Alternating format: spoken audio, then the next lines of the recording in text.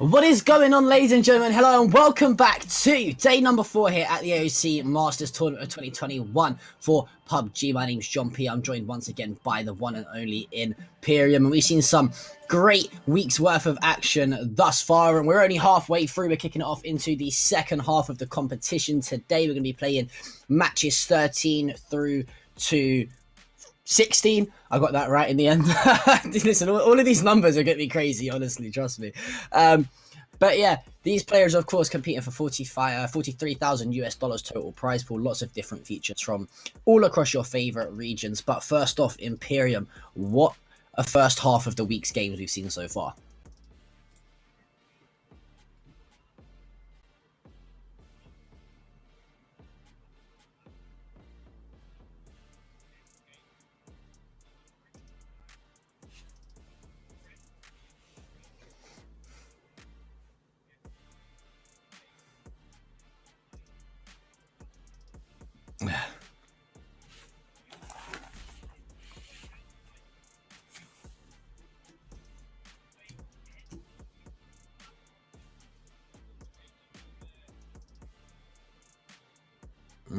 No.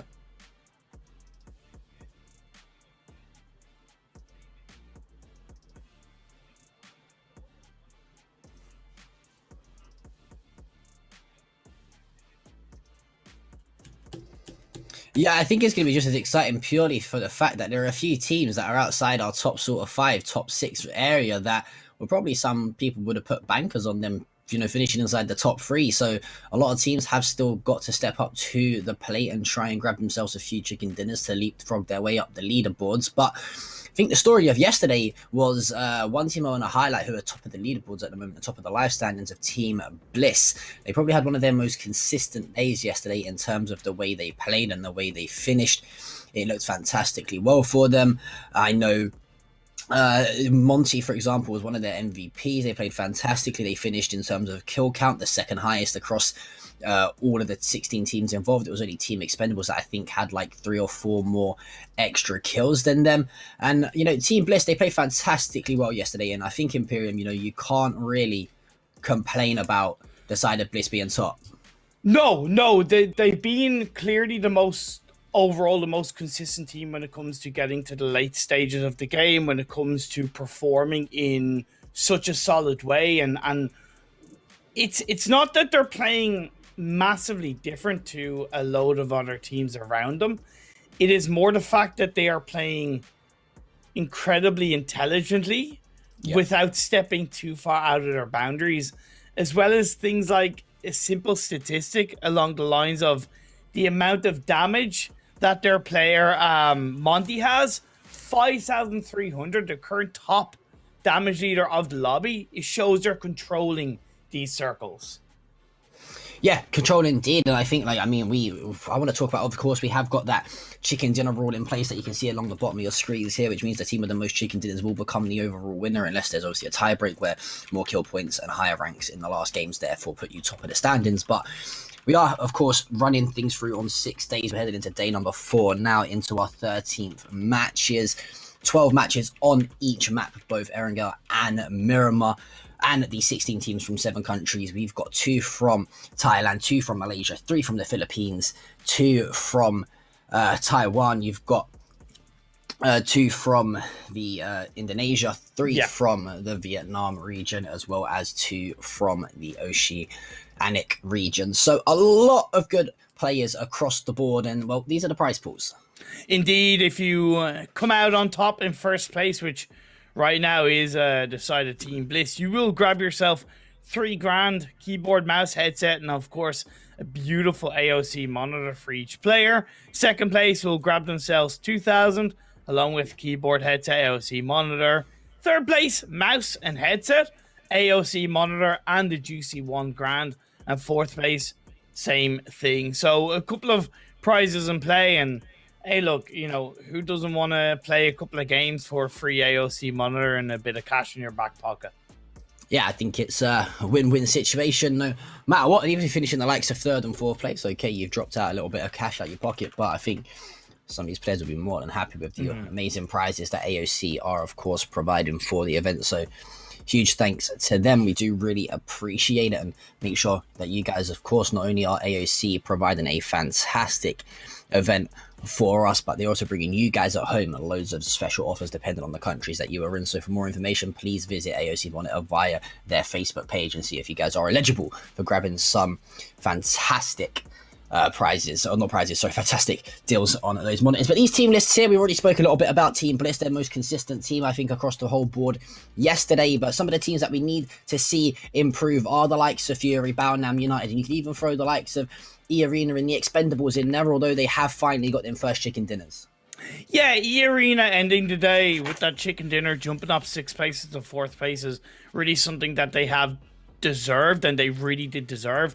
No disrespect to Fury or Baonam, but both of those teams haven't really played the play style to get to the proper late stages of the game. Fury more than Baonam, to give Fury credit in that regard, but it hasn't been the kind of late game play style from Baonam that they probably need to play, especially as they are preparing for the upcoming PUBG Global Championship. NRX falling flat down in 15th, Bad Boys Alliance in 16th. Kingslayers, I think, have been the most improved team across the last couple of days and the last eight or so matches in my eyes, so I do want to give them a massive shout out. But of course, you know, you can grab the chicken dinner, which is also important, but grabbing kills is just as valuable. Flood right now, John, 23 kills on top. Yeah, and I mean, these 5 players on your screen, it doesn't surprise me that they are there in terms of the top kills. I think they've been the standout and highlight players for their teams thus far. Flood, I feel like anytime we see Fury in any sort of engagement or team fight going on, no matter what time or what phase we're in, he's the one that's always really picking up the frags and putting those kills, as well as a cool 4.5k damage as well. Yes. But if we're going to talk about damage, you cannot not mention Monty with 5,319 kills on the board. Shen, of course, the highlight player for SGD. Sapnix and KMF1 making that insane play we saw yesterday in that chopsticks phase to clutch his team up a 2nd place. But, well, damage, it doesn't surprise me we see Monty on top here, Imperium. Yeah, and it's not just the amount of damage, but look at the specific headshot damage. Nearly 1,800 damage in headshots alone. That's roughly 500 or so ahead of Shen, who's his closest opponent, at least in this top 5. So Monty has been absolutely pivotal in the whole team being so successful across these games, because they put themselves in a position where they're able to not only exit into the next circle, but suppress the teams around them, control that area. And it's quite obvious that they're not camping, right? They're, you know, it's that stereotypical thing of, oh, they're only winning because they're camping. No, they are full on earning these wins, earning these massive results, and Monty is certainly leading the way. Yeah, and I think you got to say props to Shen as well in terms of the headshot damage for the side of SGD. But, well, headed into day number 4's worth of games, this is how things are going to be looking before we head into match number 13 here for you guys. As Bliss, well, they're sitting very comfortably in the top spot right now with the 3 chicken dinners at 48 kills as well. And I've been impressed with them in terms of, we mentioned they needed to try and put a few more kills on the board in terms of chicken dinners as well, and they've done just that. Behind them, though, exactly, fragging very heavily the side of Xiaoji Doi. They're going to be at 63 kills with 2 chicken dinners from the future. I thought had a very good day yesterday. They did pick up 1 chicken dinner as well. Could have probably made it 2. It was actually the game that Bliss won yesterday, in which it was a sort of a 4 versus 2, and Bliss made that fantastic charge towards the chopstick phase. But overall, throughout these leaderboards, it's still looking quite close.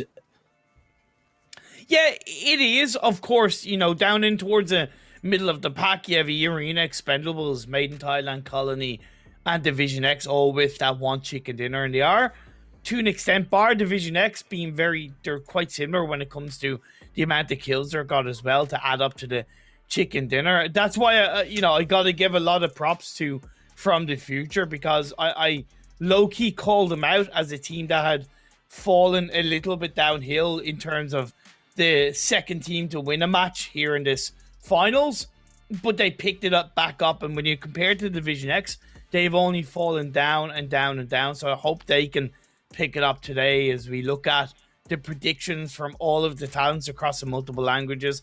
I see you, John. I see you with your Baonam pick. How's that looking for you, buddy? Yeah, it's not looking too great right now, is it? I mean, it's looking great in terms of the kill column and probably the damage columns, but not so much in terms of the chicken dinner rule. And I'm a little bit shocked with Baonam. They know that they're going to be heading over towards PGC, which I think the chicken dinner rule is actually implemented in that event as well. So they got to try and close out these end zones in the end phases slightly a little bit better than they have. But, well, it looks like the Chinese Taipei region of casters, well, at least they know what they're talking about with SGD sitting in a cool second spot right now with 2 chicken dinners already. A little bit surprised, though, we've not seen anyone pick Team Bliss. I think, no, the side of Fury were definitely the favourable squad from the Oceania regions coming into this. But, well, that's what things look like at halfway stage here in the AOC Masters 2021. Let's take a look at what we are going to be seeing today, and we're kicking things off with Miramar.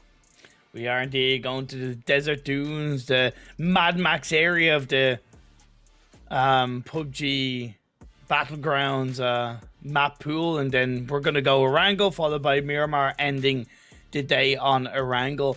And I think one thing that that I think has been proven, and I know this is something kind of obvious to say because there's only 2 maps in the Pubg competitive pool at the moment, but the teams that are looking the strongest are the teams who are able to get wins and strong results on both maps, whether it's Xiaoji Dui or Team Bliss, right? Specifically those two. Yeah. They've gotten wins on both maps. They're not relying on that one map, and that is important, right? I know it's obvious, and most teams are like that, but it is important to be very strong or just as strong on Erangel as you are in Miramar.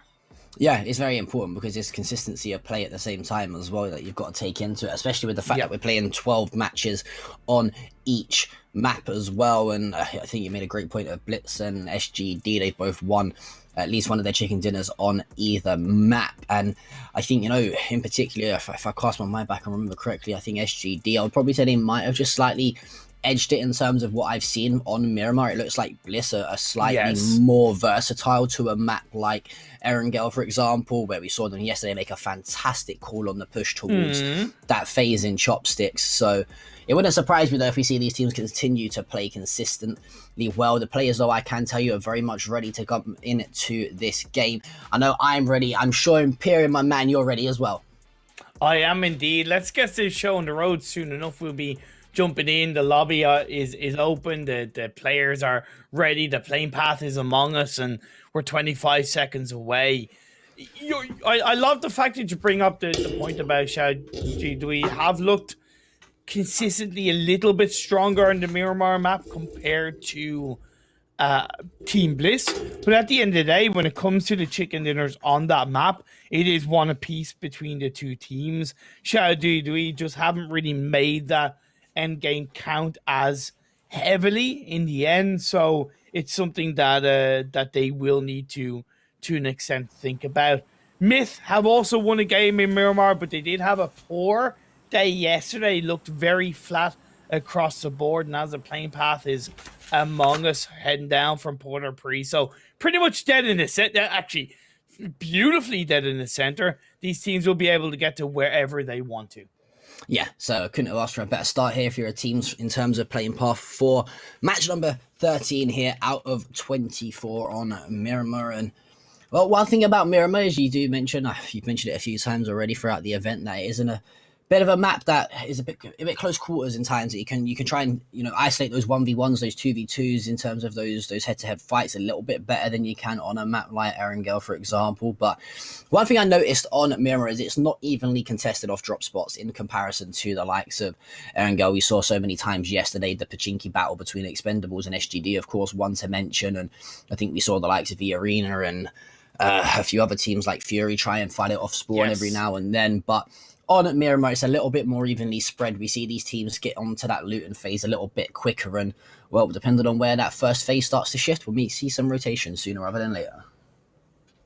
Exactly, and that phase 1 is so important. With the playing path being so central, it does take away from the massive strength of the phase 1 circle, because unless it's a completely yeeted away, which it kind of is, to be fair. on that south side, it still shouldn't be too much of an issue because you have that naturally more solid spread of teams across the map because of that central playing path. So, bar, committing to that south side early, I'm not expecting too many crazy moments, bar what we are seeing right now. Yep, well, in terms of the kill department, the first two are going to go on the board, and it's going to be Helen Moon, and unfortunately for the side of BBA, who falls out earlier on. There was one kill as well. I think it was one of the Kingslayer players that dropped early on, as we do get a little look as to where these teams are located after that first phase has shifted down towards Los Leones, as that's going to be great for the likes of Fury, for example. We're already set up powerfully inside of that big city itself, and I mean, just looking at a few of the other teams as well, the likes of Colony, they're way up towards the north of the map. So are the squad of Team Expendables and Bliss as well. So it wouldn't surprise you if they try and get themselves moving over to that phase slightly sooner rather than later, because we've seen a few times already in this event here, Imperium, a lot of teams, they like to rotate early and get themselves set up. Yeah, definitely. On a side note, though, I do want to point out the fact that Bad Boys Alliance, they're not used to being contested in Port-au-Prince. So Division X Gaming, as far as I know, have not dropped in Port-au-Prince so far in this Masters regional final. So definitely something that wasn't calculated from Division X in terms of trying to contest Bad Boys Alliance and create a bit of more of a control. Was it something that they weren't too aware? I don't know, but either way, I feel a little bit bad for Bad Boys because they were in no way expecting to be contested. Yeah, but I think, I think that's kind of smart from the side of Division X. They've done their research. They probably watched the VODs back on stream. I quite like it. If there's a team that you'd probably bank yourself off beating off a fight straight off of the spawn and contesting a drop spot, it's probably Bad Boys Alliance, right? They're not looking too great right now in terms of the confidence, and that's no disrespect to the players. They're probably very much better PUBG players than myself. But the thing is, though, it's one of those things where you need to understand, DXG, they've already got a win on the board, right? They've already got a chicken dinner, so they're still looking relatively good in this tournament. So if they can contest BBA, they've already found the first 2 kills, and they've only got 2 players left to deal with. They sort of win that initial drop spot. They look very, very good. That phase has already shifted down towards them. So I'm quite a bit of a fan of that from DXG, to be honest. Yep. Even if the circle wasn't in the south, I'd still be a big fan of that because, you're right about Bad Boys Alliance. Of course, they're a fantastic team, fantastic players in general. Can't argue with that. But in this lobby right now in this lobby, they are the weakest team. And that's harsh to say, but that's the truth. And it's up for them within themselves to improve, but also the likes of Division X, they can feed off that in the right way. They certainly have so far. Team Bliss are starting to make their rotation from the western side of the map out of El Pozo through Monte Nuevo. They'll go probably down to the Valdemar roadside and then take that far south coastline into the circle. It will take a little bit longer, but it is overall a tiny bit quicker because it's just all straight kind of road ahead. You're not relying on the massive high ground hills that are kind of a little bit north to the roadside. So I appreciate that quicker rotation from Team Bliss.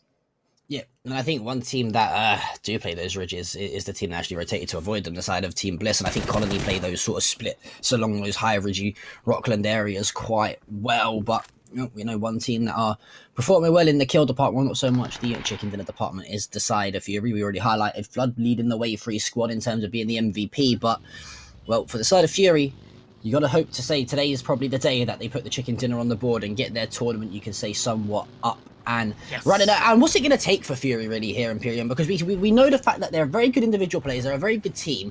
They're obviously one of the best teams in the game, because I think they are one of the teams that are playing in PGC later on in the year as well. So these players are very, very good. Their track record is fantastic. Why can they not just clutch it out at the moment?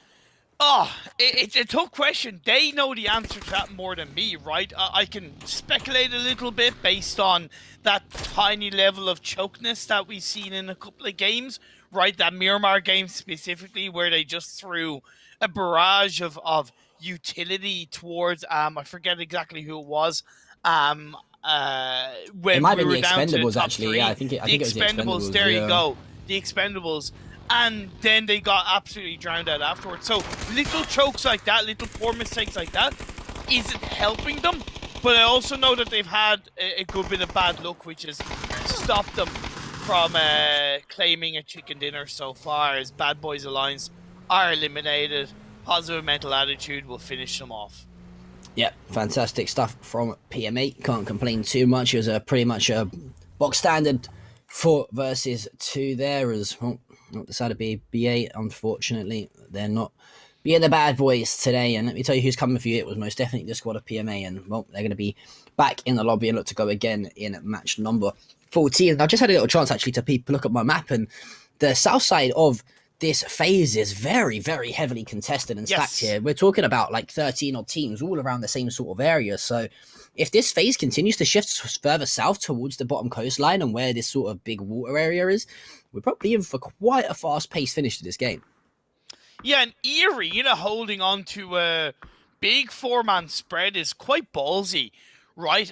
They dropped in that area, so they didn't really have to go too far. But normally when you have that kind of massive circle where you have a good 30% water in play, that landmass is shrunk already, right, to a near phase 2. So it means controlling that as a spread is a little bit riskier. I can see in the map feed that we have, they're taking shots towards teams, right? Because they know they need to hold on to that metaphorical bubble. 2 minutes until the next phase pops up. So it is important that they do look to be proactive, control their areas individually, and then when phase 2 pops up, probably join up as a 2-2.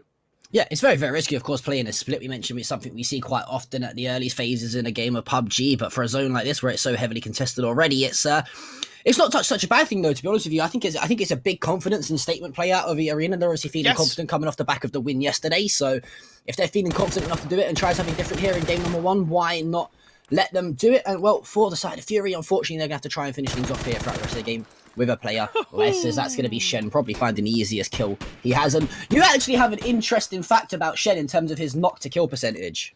It's ridiculous. He's on the current top spot of the kills with 23, and his knocks are also 23.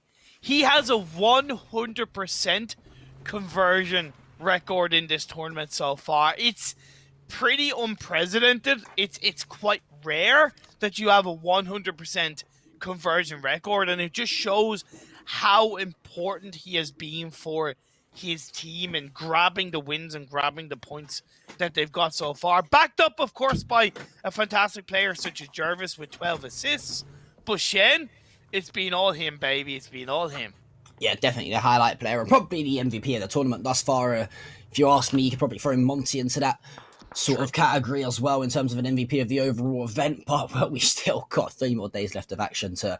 And it's kind of crazy. I mean, myself as a traditional sort of FPS player, usually the events we run are like 4-day events, but I love these sort of Battle Royale week-long events. They're so fantastic. They're so enjoyable because it really tests these players to the max in terms of consistency value, right? You can't really afford to have 1 or 2 bad games unless you're the likes of SGD or Team Bliss, who are already so far ahead. But, well, one team that wants to continue to try and have the upper hand on the next team fight is the side of PMA, as that's going to be Mastodon, unfortunately, dropped out of things here. And, well, that phase has started to shift even more slightly southeast.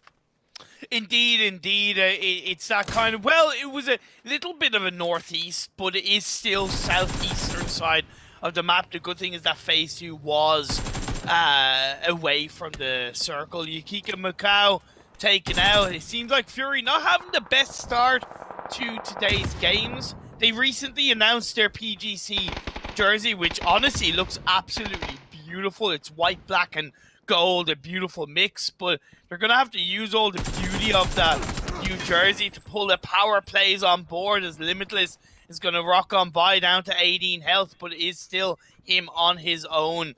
Zyshow 95, a little bit close by as a first aid is laid down.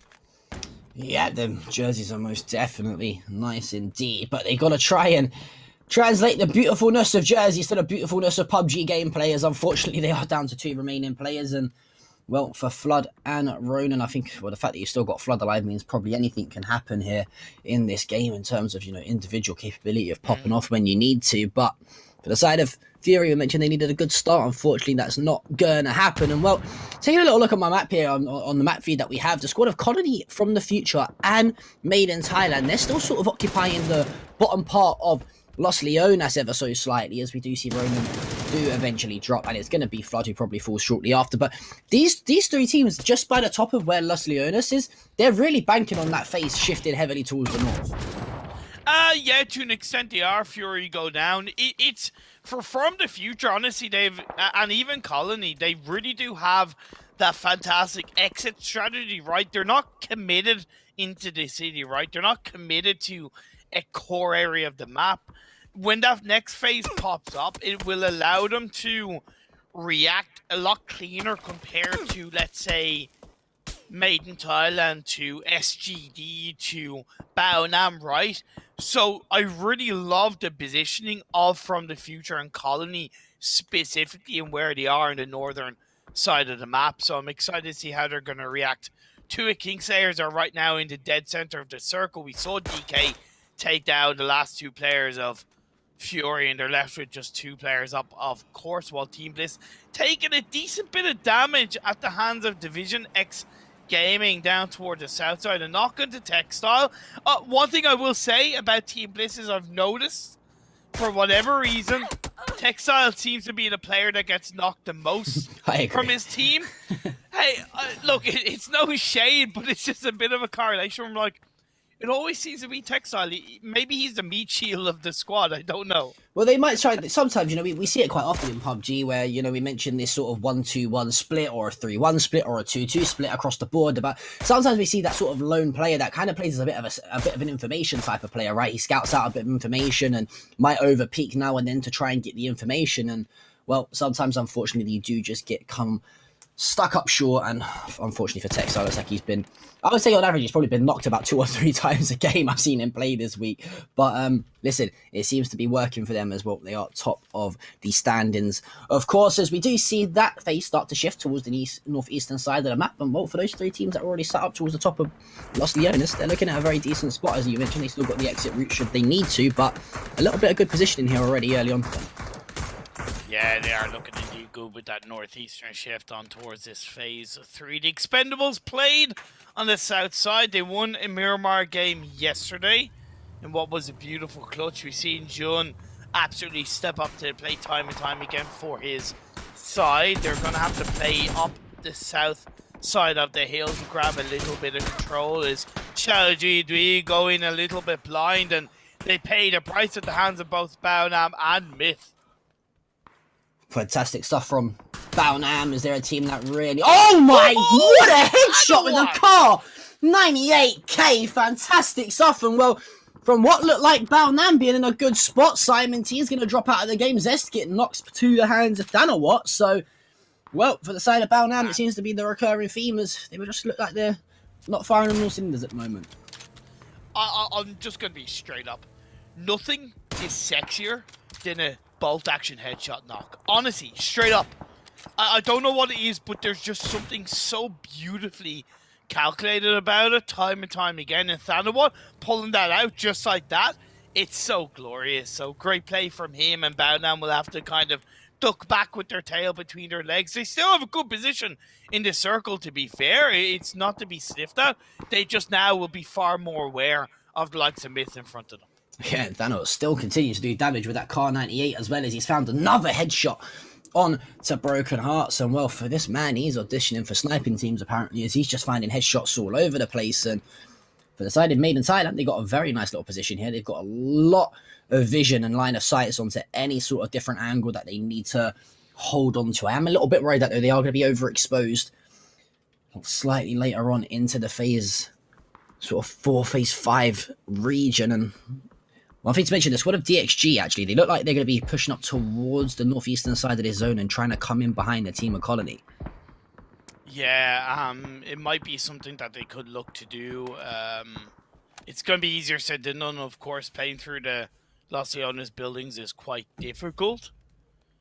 Indeed, Bao Nam, they've got themselves together. They did lose their IGL Simon T, of course, but with Team Bliss in front of them, who are split in their own way. Back up as a full squad, and they're trying to handle Kingslayers as well down towards the southwest side with positive mental attitude. The circle does go down southeast, and Colony are looking damn good for the circle. Yeah, that's great. You couldn't have asked for a better shift in terms of the phase for the side of Colony, and well, for those teams that have got to start to make their way further over towards the likes of Colony, even Team Extraordinaire, Kingslayer as well, set up pretty decently early on. They're going to be finding it a little bit tough here, and well, for the side of Balnam, the 3 remaining players, it looks like they're going to try and get things a little bit up and running sooner rather than later, as well, as soon as they do that, it looks like it's the team of Bliss who find some shots and fire it their way.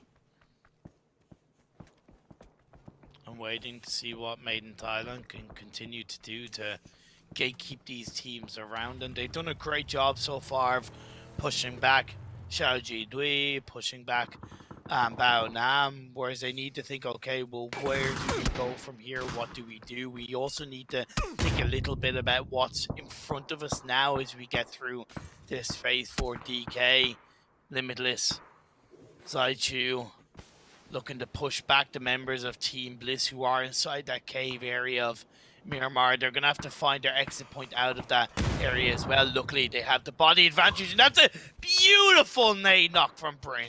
Yeah, fantastic stuff, and that's just pure intelligence, right? And knowledge as to where the players might have rotated and sort of wrapped themselves to reposition towards. And, well, for Team Bliss, things keep well for them, as they've got all 4 alive, and the first kill on the board for them in this game. And you wanted to mention and see what the side of Made in Thailand can do to gatekeep these teams, and well, they're doing it very well at the moment. They do get tagged up a few times, but a lot of damage done over to the side of the Expendables, who are a team that are right hot on their trails already with 59 kills in the live standings and that 1 chicken dinner. And well, now for the side of the Expendables, they're in an awful spot because they've got Bao Nam who are going to try and help gatekeep them as well. They've got to worry about Made in Thailand should they try to shift back up towards this ridgy mountain area. Well, they've also got the team of Bliss just slightly behind them as well. This squad right now of the Expendables, they're in an awful spot here, Imperium. Yeah, honestly, it's kind of a result of poor rotations and a level of desperation. They were coming in from the south. Their circle has shifted away. Honestly, they probably could have played from the southeast rather than the southwest. That probably would have been a much cleaner entry point into the circle. E-Arena did go for that wild rotation that you mentioned from Los Leones to the northeastern side, but Colony a little bit more aware of that massive 4-person spread, and Momon has opened the door already with an initial knock, but the revive has been laid out. You can see Kill is taking a good bit of damage. I think that's Division X Gaming coming in for the third party. Yeah, this is beautiful. I absolutely love this from Division X. It's actually only one player of Gagakun who's really close and personal behind the side of it. He's getting so hyper aggressive over towards these 2 lines. And the reason he's doing this is because here you go, you can see that phase shift now. Colony are still in a very, very good spot in terms of where the zone and the phase has pulled to. So if the DX Gaming, they can try and swing their way over towards that and get a little bit of information to see if it's like, okay, we can try and third party this, get a bit more information and try and take this spot, then they're going to be in a prime spot to try and put up their second chicken dinner. And oh, well, for KM9, it's going to be Alec who drops him. And well, there you go, the Arena, as they tried to make the push over towards Colony, but the Hive, they're too strong. Yeah, I do respect that attempt on the rotation from the Arena. They just were coming in a little bit blind, and Colony were set up beautifully for defense. Division X came in for a third party, and it became too much for them. Kingslayers holding down the fort. I've noticed an improvement from Kingslayer, so I'm starting to kind of root for them more and more, and I'm recognizing the evolution of their playstyle. Jagger is knocked on his knee, so he's not going to be doing any dancing for now, but Jason and God XP, let's see what they can do as they try and push back the members of Positive Mental Attitude. Yeah, and it looks like DXG, well, they've already tried to aggress across to that road in the middle of the zone, and they're trying to get a little bit more aggressive over towards the side of Colony and take this power position over towards the northeastern side of this phase. But for now, we are going to see how things play out between PMA and the side of Kingslayer. I think we also saw Expendables and Baonam try and join this party. So this is a bit of a continuation from that 4-way affair we saw about a phase or so back when it was slightly further down this hill. Now we've moved up towards sort of the road areas. These guys are still trying to fight this 4-way engagement. And there we go. That's the first knock from DXG. Yeah, beautiful by DXG, Division X Gaming. I do kind of wonder why the whole of Colony were slow. Alex and Momon were so slow to join up with Caleb's off the back of the previous circle shift. It didn't make sense to me. They kind of allowed Division X Gaming to enter in across the road like that, and that's a bit of a misstep in my eyes. But let's see if they can turn it around. Division X Gaming, I said they needed to step up to the plate in today's 4 games. So chicken dinner would certainly be a proof of that happening. But they also have to contend with the fact that across the road, you have a couple of other teams down on the south side that could stab them in the back. Yep, well, unfortunately for PMA, they are going to be wiped out. As I think it was to the double nades of 777 and one of the other players for PMA who found Team Bliss. No, yeah, no, it it was Team Expendables who found they found all 4 kills onto PMA, but there's still that big engagement going on over towards that bottom southeastern side of this phase between 3 or 4 teams. And well, right now it seems like these 2 teams are split. Like it looks like the lobby's split half apart. They're like, you'll fight this side, we'll fight this side. And for the side of FTF, they're not engaging anyone. They're just chilling at the top of the sort of northwest area. Yeah, they have an easy peasy lemon squeezy as the side of Division X push on forward, get rid of Colony, and as I said, a deserved team fight win for Division X. They were a lot more proactive in their movement to gain control of this circle across the board. From the future, do have to now move a little bit down south. Team Extraordinaire in the dead center of the circle. Team Bliss actually took advantage of the Expendables pushing in onto the PMA and actually went ahead of them, and now they are able to keep the Expendables inside this circle. Yeah, this is what impresses me so much about Bliss is they've done it time and time again. How many times did we see it in yesterday's games and the games that they've won is they just what they do is they allow people to dictate the way that the Expendables are going to play. And guess what? They're going to dictate the nade. This time it's Rain who does let it rain nades apparently to find 2. So for now, the Expendables, they're in a dire situation as it's all up to the 2 remaining players of Livis and 777. But, well, 777, he's already knocked. The revive probably will come through. But this should be pretty much a sort of bog standing hold here for the side of Bliss to clear up these kills. And here's the thing, they're playing this game wonderfully by having that one player outside the circle on the off angle, and Textile is covering Monty. It's not like Monty is absolutely on his own. He has that backline support, but Textile is inside the circle, so they have that anchorage position covered so beautifully. A Molotov and knocked by Textile. 777, he's left on his own, and down they go. Team Bliss cover the south side. Yeah, that's beautiful right there. And I mean, I don't want to say it's too much of a split because they are still quite close together, but having those 3 players sort of being the aggressors towards Team Expendables and then having Textile just lurk towards that heavy position and that anchor role with inside the phase already, it just opens up so many different doors of the path to success for Team Bliss. And well, it comes out perfectly. And for Zest, he's just trying to crawl his way around the back line of Made in Thailand right now. He probably will get spotted, and Textile, well, does find him. And Textile, we mentioned he's a player that gets knocked a few times. It seems to be he's the one doing the knocking at the moment. Yeah, knocking on heaven's door. In the hands of Bao Nam, down they go. Sends them up to the gods above. Made in Thailand are across the road. They have that kind of northwestern side covered on their end, whereas the south, the southwest, and even the south, to an extent the southeast, is well played by Team Bliss. They have such a good level of control. From the future, by the way, have moved into the circle. They sent their 3 players up towards the northeastern side, and now they can look to maybe take a little bit of a fight against Division X, who are focused right now onto Team Extraordinaire. Yeah, and I think we're about to see another bit of an engagement go down between Team Extraordinaire and Division X, but well, that opens the possibilities of the likes of Made in Thailand and Bliss to try and third party this later on, but I think they're so concentrated on each other right now, they're not really paying attention to what's happening slightly further within these phases. But from the future, they've done a great job of actually really wrapping all the way around. I mentioned earlier on and I highlighted it and bring it to light that they were playing so far split and sort of just let the lobby kill themselves, and they thought we'll come in slightly later on and try and clean up a few kills, and it looks like that's what they're doing, is they're going to now try and be the third party between that engagement of DXG and Team Extraordinaire. And well, we're down to our 5 remaining teams. And I understand why Team Bliss are kind of hanging on to Myth, because they don't want to leave that space open for them to come in behind, because I think Myth's only kind of entry point into this circle is going through Team Bliss. But I also don't want Team Bliss to kind of be too tunnel visioned by this and give up any kind of space or any kind of opportunity to, let's say, third party the final 3 teams who are inside the circle.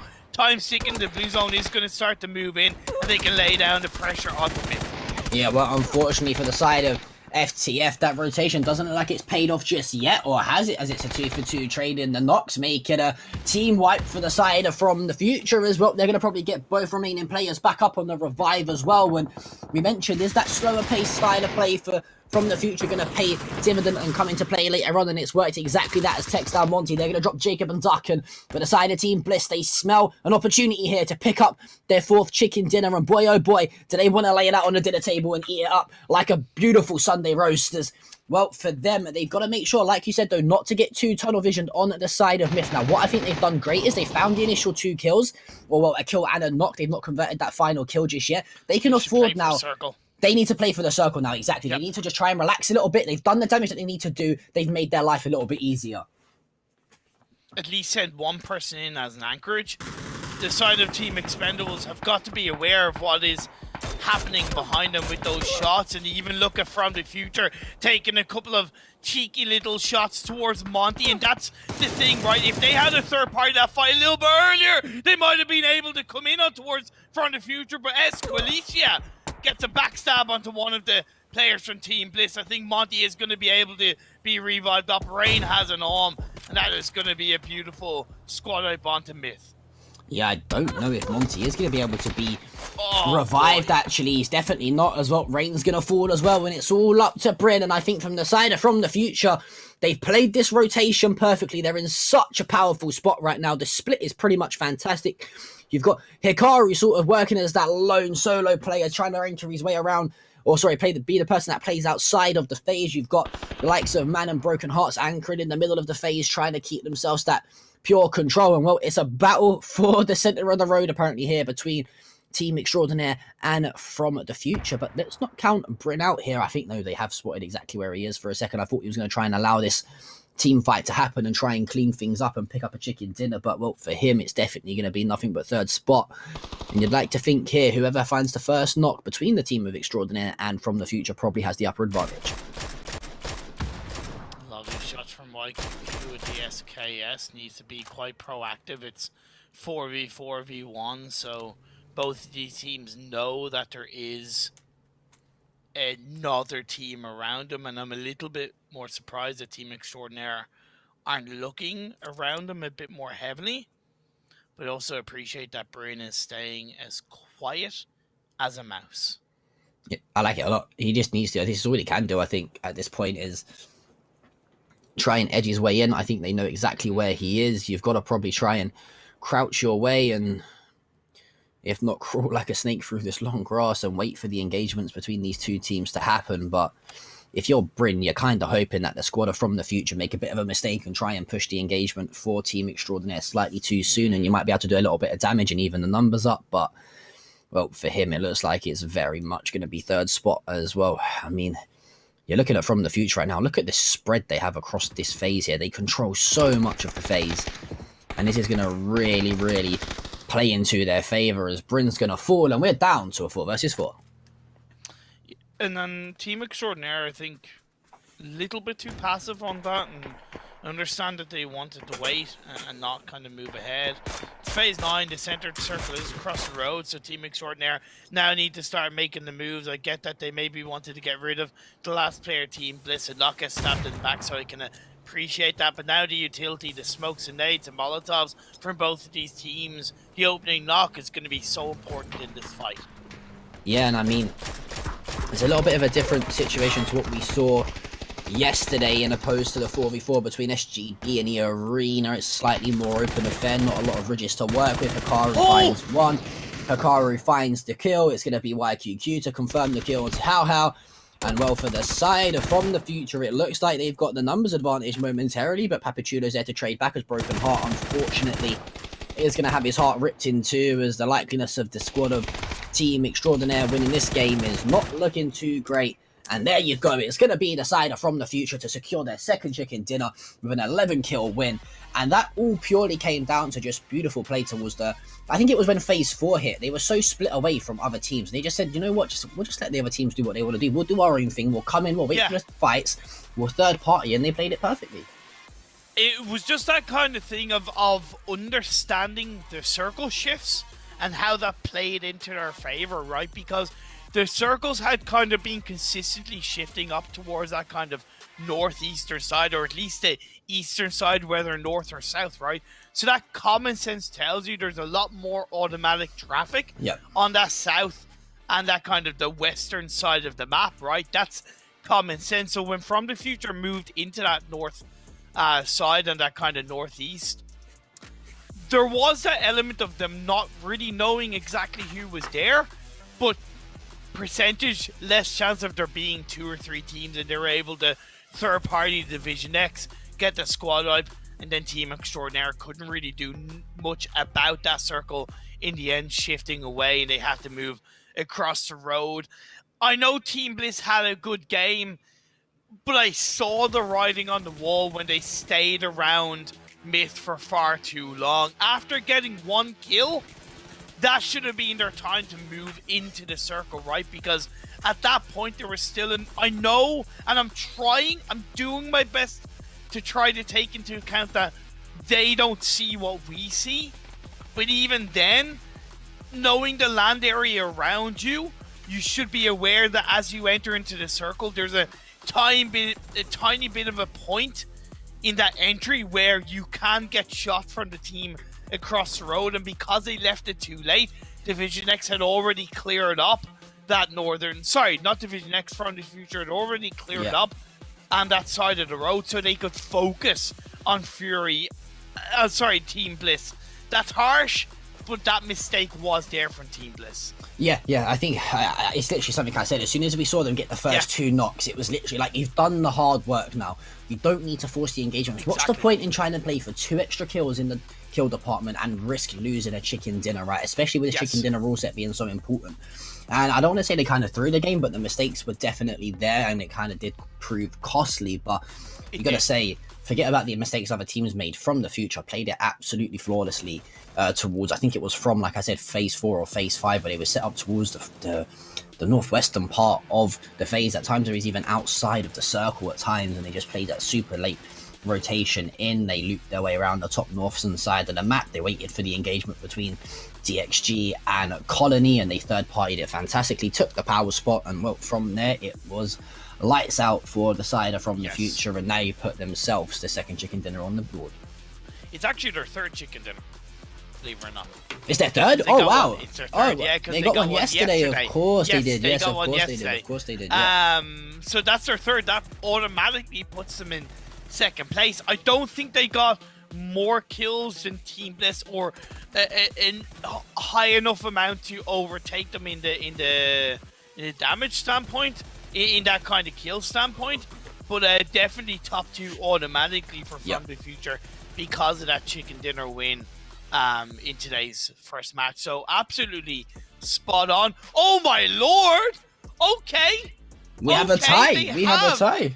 They have gotten first in the overall standings. And correct me if I'm wrong, I think they are first because they had more kills in the most recent game that they played. So technically at the moment you could say they're tied for top spot, but all in all, huge performance from the Future. Fantastic. And obviously, if you're Blitz, you've got to be kicking yourself there, saying we've really kind of thrown that one away. We had such a great spot. We had everything going our way. But unfortunately, it was From the Future that seemed to prove a dividend. And that's going to give them the world of confidence now. They've won 2 games in back-to-back days.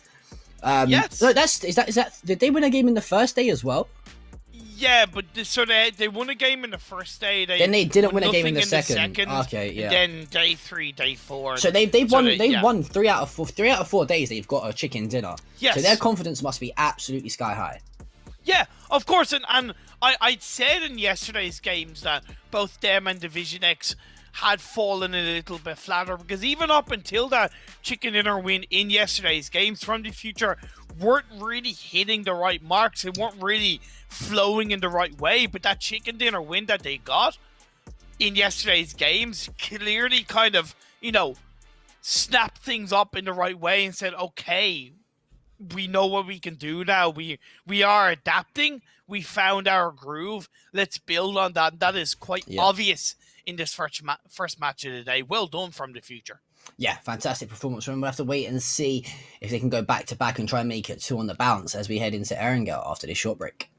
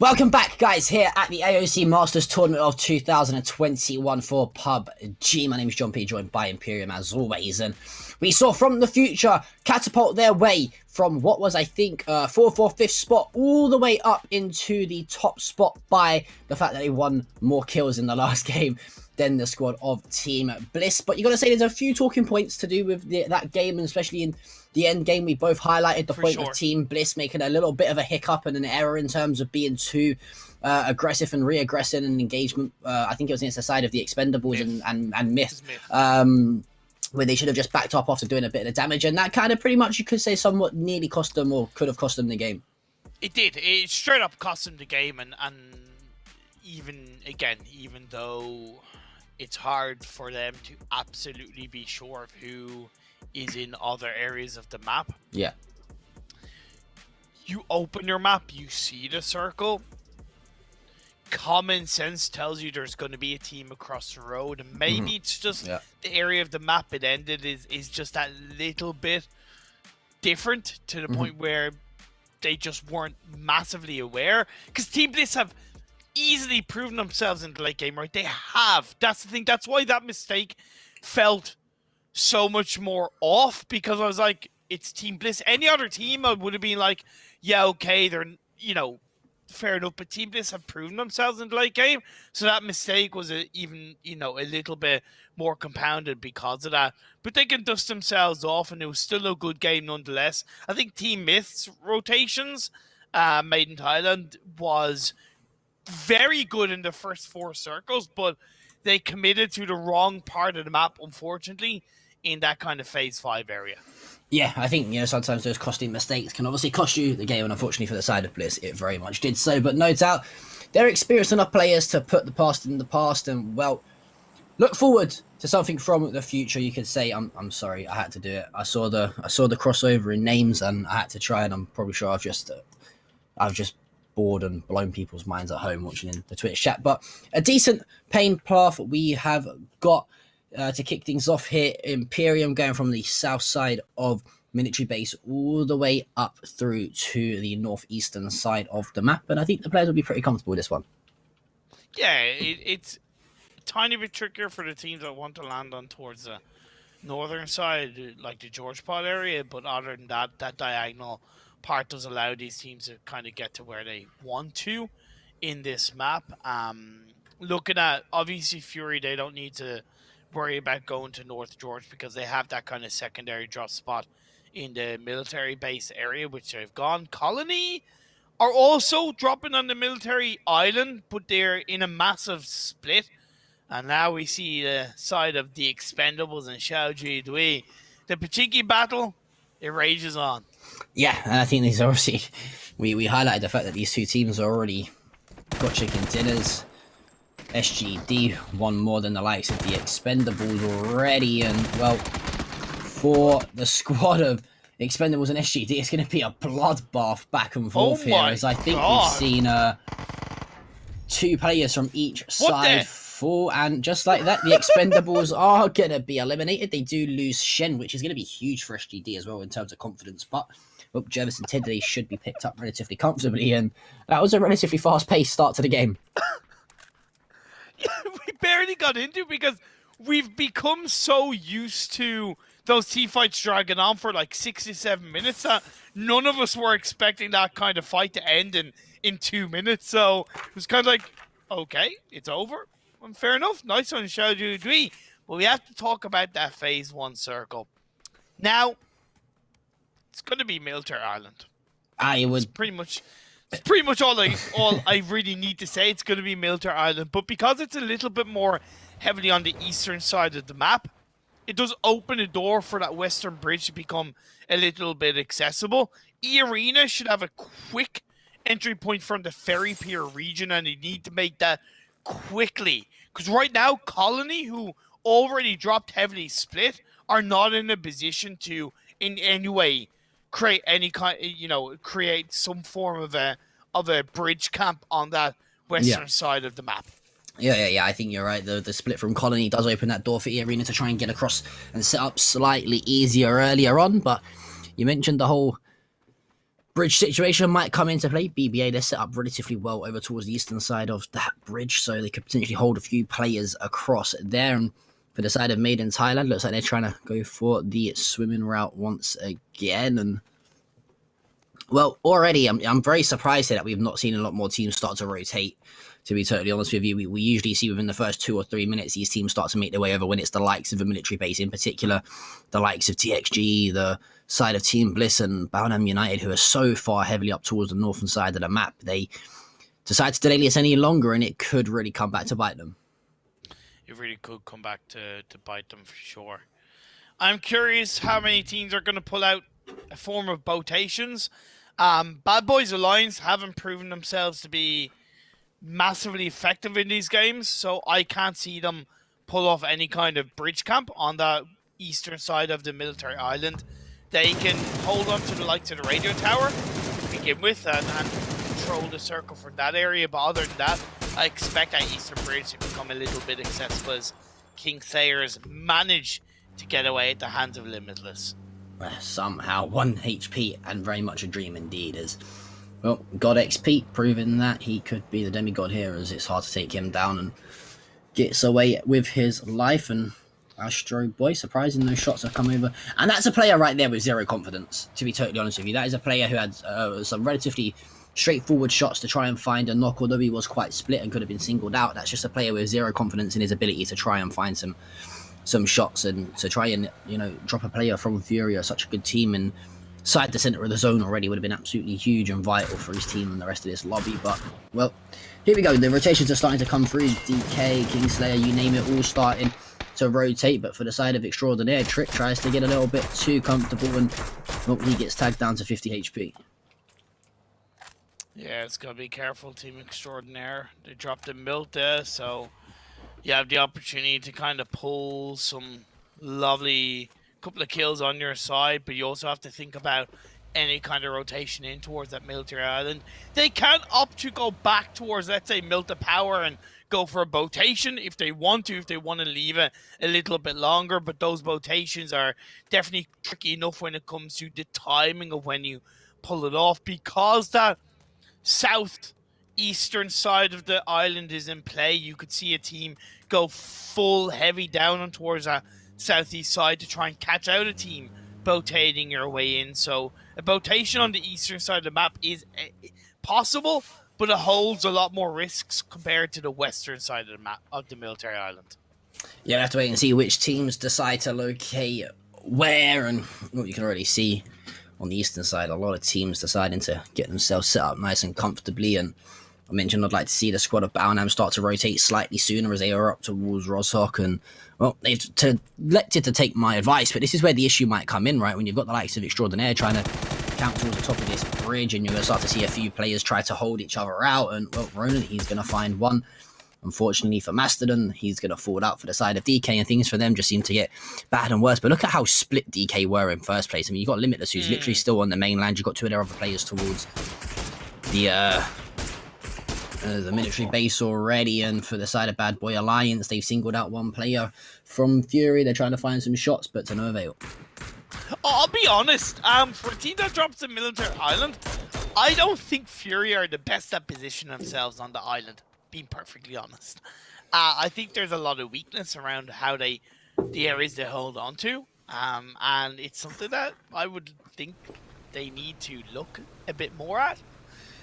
That might be harsh, but right now, like, they've allowed Myth to get onto a better hill position, for example. They're going onto that compound down from the radio tower, which is okay, but it's not really good for phase 1. It's very much a kind of a phase 3, maybe phase 4 position of the circle to hold on to, but it's not a phase 1. The likes of where Myth is, which is on towards that northwestern side of where Fury is much stronger to hold down in the first 2 to 3 phases. But Zaishu is looking to hold himself down in the right way. Chucks out a flash, is going to reposition towards the other side. The footsteps will be heard. That player Fury is to an extent on his own, but he has the backline support of his teammates.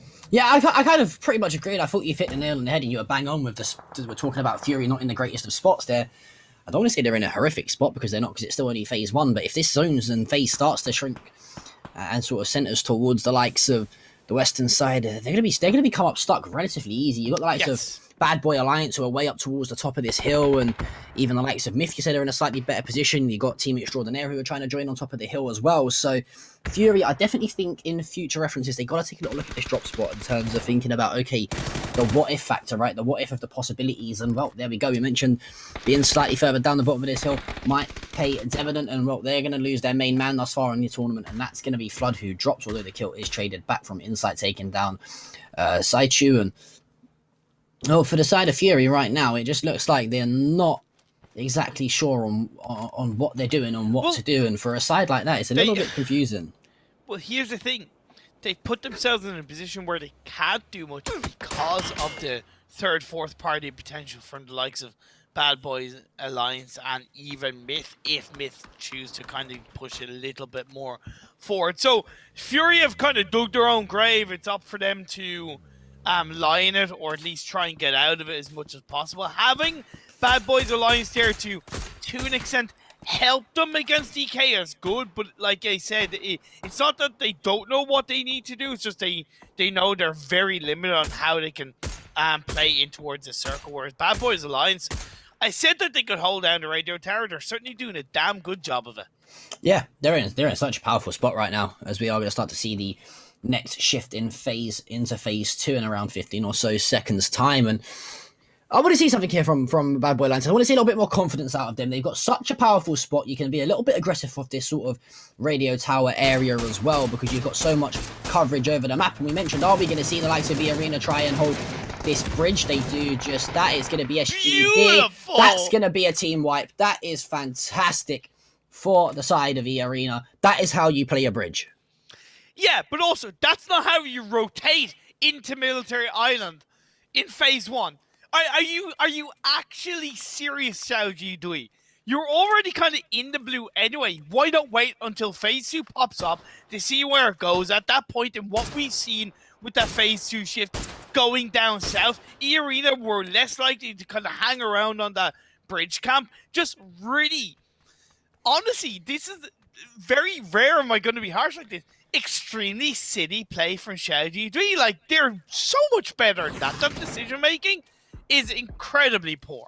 Yeah, got to say, a little bit of maybe a mix up in the comms, or not too sure what the IGL was playing at there, but that's a rookie mistake. I mean, myself, I'm not much of a professional PUBG player. I can say myself, I have got my fair few hours in the game and knowledge from casting, but even I know not to do something like that. But one team I want to highlight in terms of the rotation side of things is the side of Team Bliss. They've got themselves set up relatively nice towards the coastline. You have got the side of Colony there, who have got a bit of a 2-1-1 split going on right now as well. But these two teams, Colony and Team Bliss, they're looking in a very decent spot along this coastline. And well, for the side of From the Future, it doesn't look like they're going to go for that third consecutive games. They've already lost 2 players, and they're fighting up against Team Extraordinaire.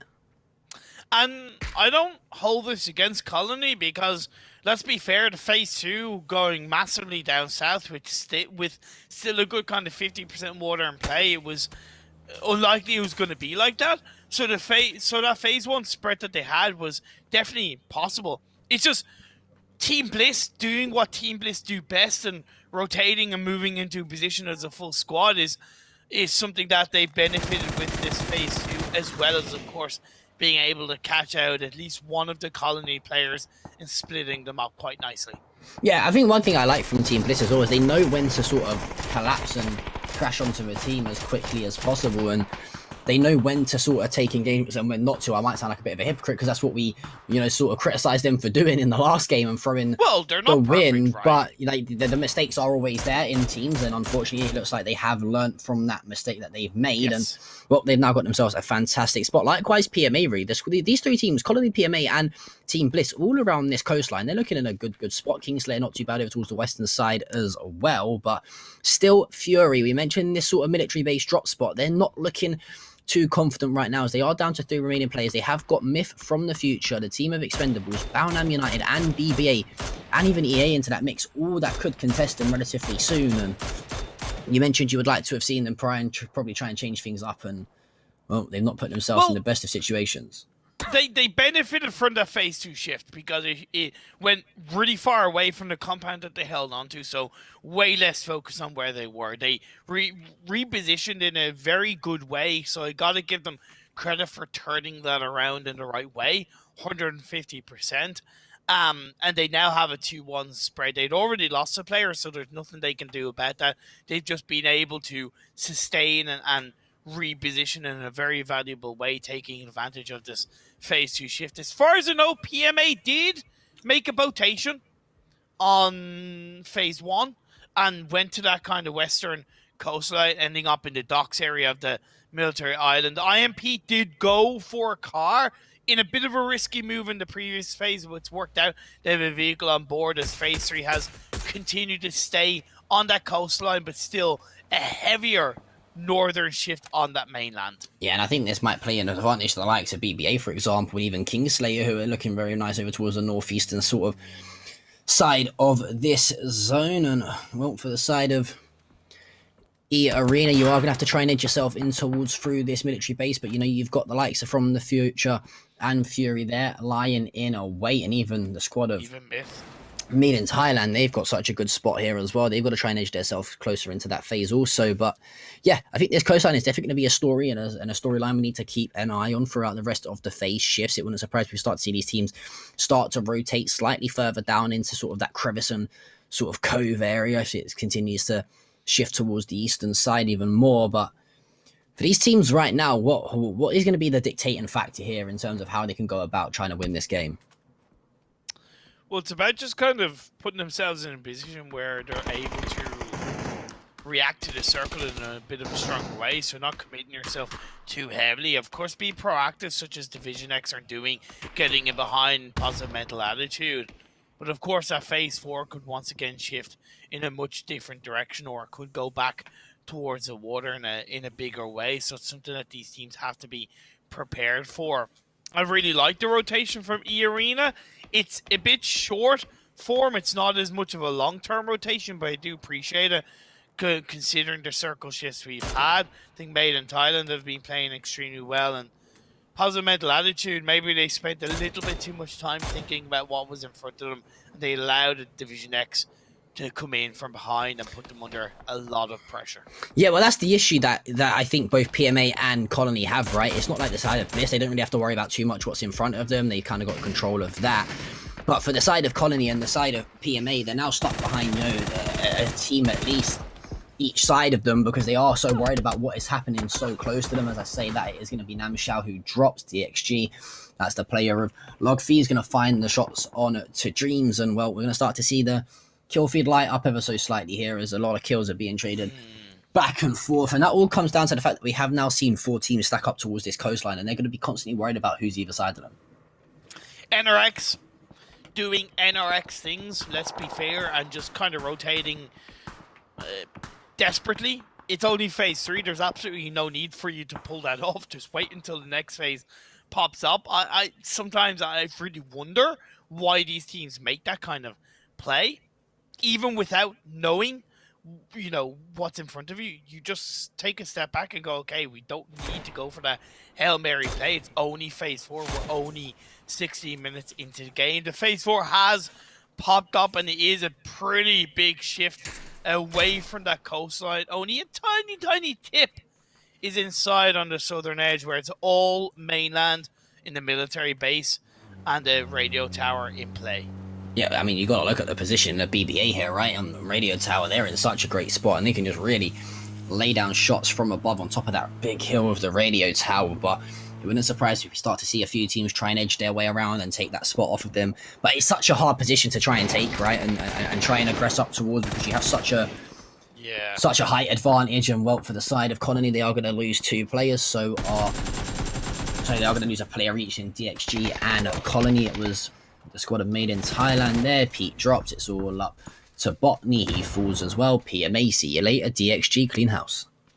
They do need Made in Thailand as well, getting a kill onto one of the Colony players. One thing that I love about Made in Thailand and how they have improved throughout this tournament is that they're playing with a lot more purpose around their rotations, right? They're not kind of going for a position because, they hope that it works. To go for a position of, We think it will work, and even if it initially doesn't, we are going to make it work by being proactive, by working as a team in a strong way. So I really love how Myth are executing some fantastic positions across the board, while E-Arena take a couple of shots on towards the members of Fury, but is traded as he's put down to 3 health.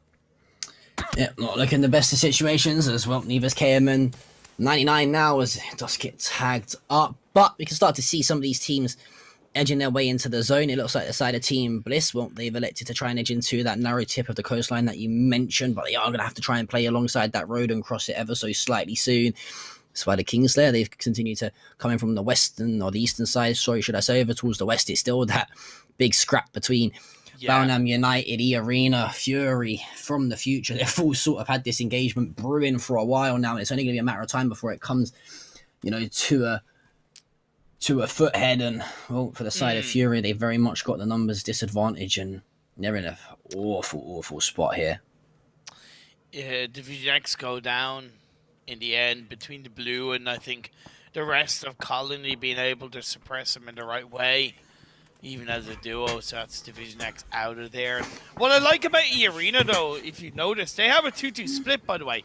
They have Lyrics and Sapniks on that hill to the north, right? So, yeah, okay, KM99 and Sissy aren't in the best of position. I don't think they can move away, but by Sapniks and Lyrics kind of being proactive and splitting up in the right way on the previous phase, that did allow them to at least move away and have the off angle across the board. But I don't think a lot of these teams could ask for a worse circle shift, because there's so little around in cover that it makes it so much harder. Luckily for Kingslayer, they're probably the team that's in the best position, bar Team Bliss taking them out. Yeah, I think that's going to be a pivotal engagement that we see, and well, here we go. We're going to start to see it sooner rather than later, as Monty's going to find the first shots onto those Kingslayer players, but absolute ruthless aggression out of KSR from the shots. I don't know why he didn't throw an aid to begin with and then take shots. Yeah, it would have made a lot more sense for sure, but well, for Fury, they are going to unfortunately bow out here as Yakika Macau and Ronan are dropped. That was Myth from the side of Baonam combining. Rain's going to find the trade on the nade to Jason, and well, this engagement got a little bit more interesting as that red's going to come through. The full kill comes through for Team Bliss, and well, for the side of Kingslayer, you got to say, we had the numbers advantage early on. We can't allow... Oh, no, Monty does actually die. Monty does die. It's going to be that player from Colony to clean him off. I think it was Killer, but so that's huge there for both Colony and Kingslayer. Yeah, a tiny bit of a mistake made initially from Team Bliss. Up and taking the shots. I understand the peak fire shots that he did have to his control, but before they can even go anywhere near the members of Kingslayers, they have to worry about and take out the last player of Colony.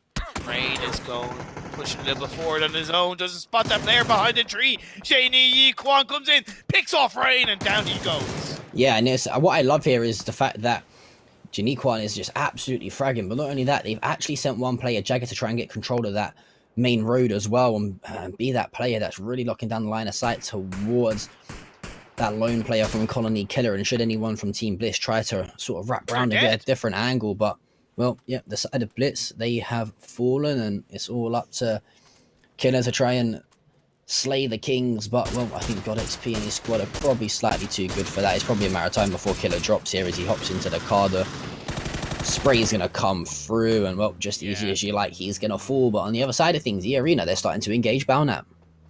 They are indeed. They come in, they are able to execute one of the players from Baonam at least towards the initial knock, but they're in between Baonam and Bad Boys Alliance. They aren't being put massively under pressure by Bad Boys Alliance, to be fair, but it is that tricky position where a couple of nades rolling down the hill could see 3 of the E-Arena players being taken out, so I'm a bit worried about them coming into this next phase. It does shift down south. That should allow E-Arena to avoid Bad Boys, who will opt to play on that kind of northeastern side where Astro Boy is already carving the anchor position in for his side. Yeah, I've liked this a lot from Bad Boys Alliance. Got to say, they're a team that we sort of put under a bit of scrutiny at times, and for sure, not so much flames, but been a little bit harsh. And they've been playing very, very well thus far. I think they played the rotations perfectly. They have got the squad of Made in Thailand to try and deal with, though, who have got a fantastic spot themselves. But, well, from the future, that Soda Romanian player Broken Hearts is going to find one. Zest actually ends up killing his teammate, and although from the future are eliminated, all of a sudden it's down to the lone Romanian player from Baonam United as they've completely collapsed. Yeah, it's gone a little bit horribly wrong as Myth are pushing in towards Bad Boys Alliance. Well, not so much pushing in, but Bad Boys Alliance are kind of walking in to the line of fire. What is knocked, but should get revived up. E-Arena might find a bit of an opportunity to third party this beautiful fight that's in play. All the while, Kingslayer is down on the south side of the circle. Yes, they technically have to cross the road, or they might have to cross the road in the next circle, but they can just wait. Out of sight, out of mind for the rest of the teams to peek each other off, and they can clean it up. I love what E-Arena have done. I absolutely love it. They sent 3 players in the vehicle to go towards the center of the zone, and they've just allowed Sapnix to be that player that plays outside of it on his own, and he's going to be sort of that backline set of defense, or should I say offense at times, a bit of both, as he's going to really lay down the shots from a distance. And I like this a lot from E-Arena here. Sapnix, if he can get control of this northern side of the zone, he can be a real thorn in the back of both Bad Boy Alliance and the squad of Made in Thailand. You'd got to think, though, if a few nades come through either way, we could see a few players start to fall. Kingslayers have sent one player across the road in anticipation for this next circle, to give him credit for that. Can't sniff it. Myth are in the dead center, but they have E-Arena, Bad Boys Alliance, the last player of Baonam, and of course Kingslayers around them, so it's going to be easier said than done for them to control this area. Luckily, a good few rocks and dips that they're able to call their own. Genie Yiquan was pivotal in them taking out the final players of Team Bliss down on the south edge of this circle, and they're certainly looking a lot stronger than they were in the first couple of days of matches, so I got to give them a lot of props for that. Talked about it already, even in today's matches so far.